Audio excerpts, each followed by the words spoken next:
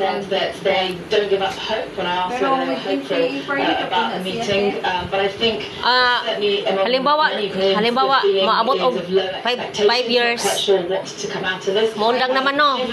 Makadawat gihapon sila. Reports about a potential deal that Donald Trump. Halimbawa, 5 years na kay maundang naman ko.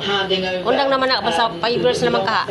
In return for freezing other parts of the front line, if that indeed is something that is put to President Zelensky, people here in Ukraine feel very strongly that is not doing a deal, that is not a concession, that's handing the land that Russia shouldn't have in the first place. This is going to be a very challenging point to be able to come to some kind of agreement. Basta 1 year or 1 day. Very clear that in order to have any kind of deal, there needs to be a ceasefire first. Overnight, Russian air attacks killed at least 4 people, including a toddler in the city of Kharkiv. This is, Okay na, makadawat gihapon akong anak. O si Undoy. Apel man si Undoy gud ana. Foreign Minister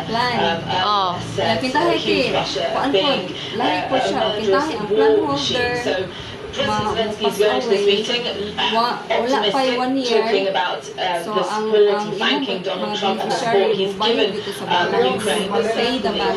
Bayad sa balance.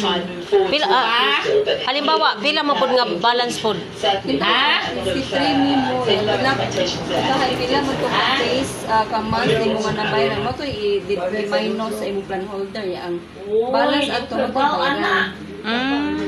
Ana di ay na. Balin ko sa YouTube. Kaysa Saan mo na? Ana si Brad na YouTube. kang mo ato og kuan mahal naman do nga aging mahal. YouTube. Oh, di ay.